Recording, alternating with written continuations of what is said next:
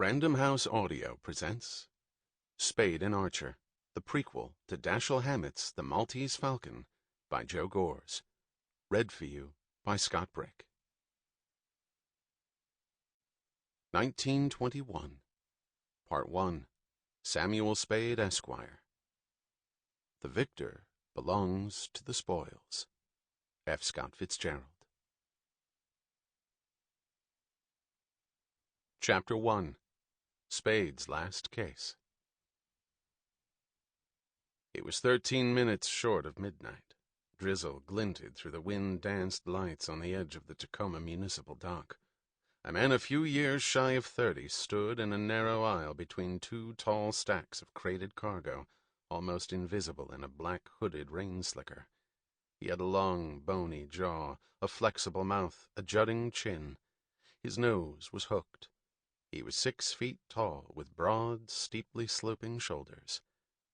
He stayed in the shadows while the scant dozen passengers disembarked from the wooden-hulled, steam-powered passenger ferry Virginia 5, just in from Seattle via the Colvos Passage. His cigarette was cupped in one palm as if to shield it from the rain, or perhaps to conceal its glowing ember from watching eyes. The watcher stiffened when the last person off the Virginia 5 was a solid, broad-shouldered man in his late 30s, dressed in a brown woolen suit. His red, heavy-jawed face was made for joviality, but his small brown eyes were wary, constantly moving. The passenger went quickly along the dock toward a narrow passageway that led to the city street beyond. The watcher, well behind, ambled after him. The first man had started through the passageway when he was jumped by 2 bulky, shadowy figures. There were grunts of effort, curses, the sound of blows, the scrape of leather soles on wet cobbles as the men struggled. The watcher announced his arrival by jamming his lighted cigarette into the eye of one attacker. The man screamed, stumbled unevenly away, holding a hand over his eye. The second attacker broke free and fled. "'Lo, Miles." Miles Archer, holding a handkerchief to his bloodied nose, said thickly through the bunched-up cloth, Thanks, Sam." "Wobblies?" asked Sam Spade. "Wobblies. Who else?" They went down the passageway toward the street. Archer was limping. He had the thick neck and slightly soft middle of an athletic man going to seed. "They finally made you as undercover for Burns." "Took 'em long enough," Archer bragged. He looked over at Spade. "Back with Continental, huh? How'd you find me?" "Wasn't looking. Was staked out for a red-headed paper-hanger out of Victoria." "I saw him miss the ferry in Seattle." Spade nodded, put a smile on his face that did not touch his eyes. "Belated congratulations on your marriage, Miles." "Yeah, thanks, Sam." Something sly and delighted seemed suddenly to dance in Archer's heavy, coarse voice.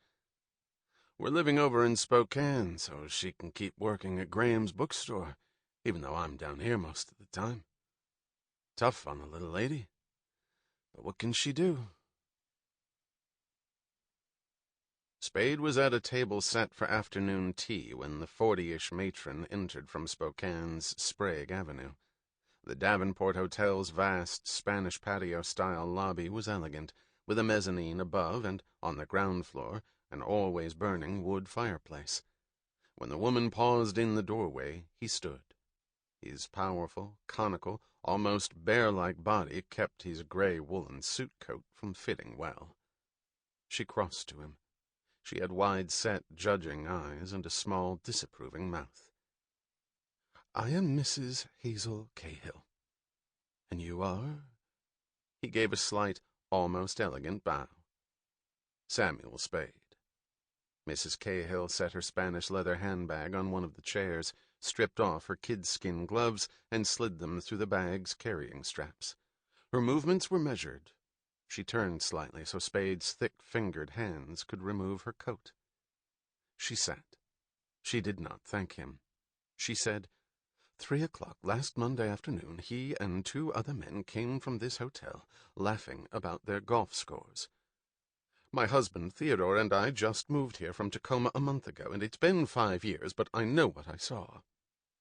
I didn't say you didn't. Theodore does. Constantly. Her headshake danced carefully marcelled curls under her narrow-brimmed hat. You men always stick together. Spade nodded with seeming indifference. Theodore and he were great cronies. Golf and tennis, drinks at the club.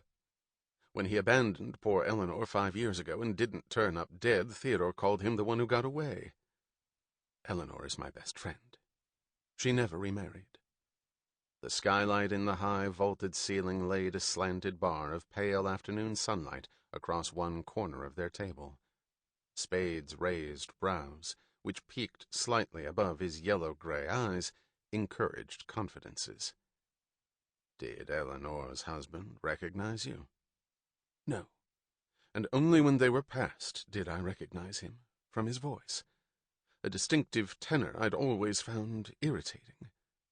She pursed thin lips, and something like malice gleamed in her eyes. Of course, I immediately called Eleanor in Tacoma to tell her I had seen her missing husband here in Spokane. And she believed you, even if your husband doesn't. My husband never believes me. If the man's here, I'll find him.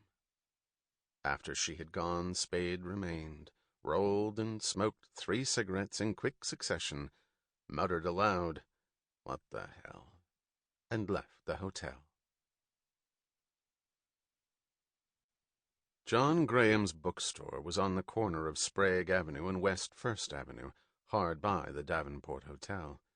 Spade entered with long strides, slowed as if looking for a particular volume on the crowded shelves.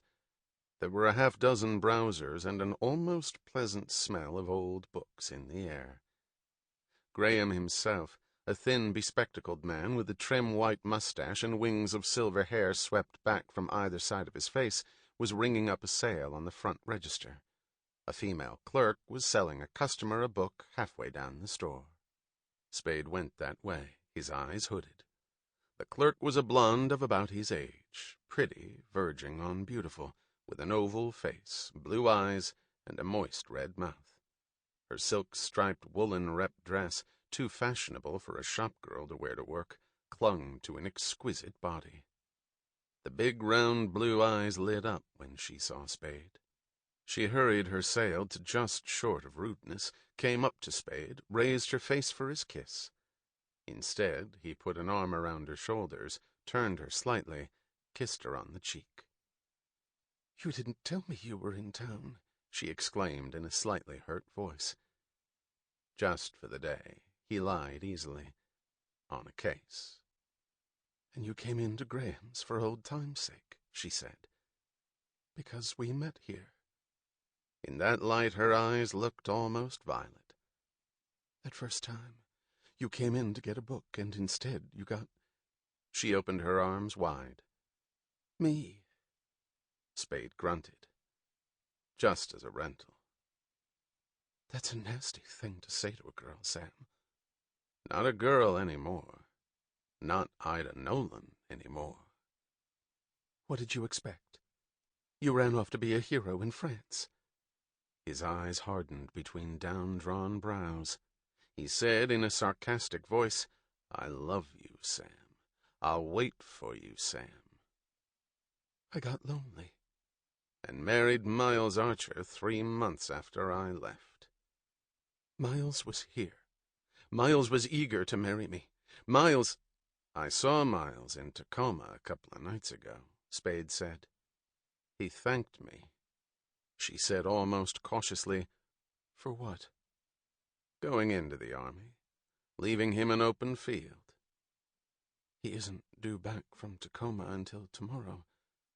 "I'm booked on the 405 stage to Seattle." "To hell with you, Sam Spade," Iva Archer said viciously. The engines growled and shook. White water boiled up around the stern of the Eliza Anderson as she backed away from the ramshackle Victoria, British Columbia slip. Fog, wet as rain, already had swept most of the passage. Sample complete. Ready to continue?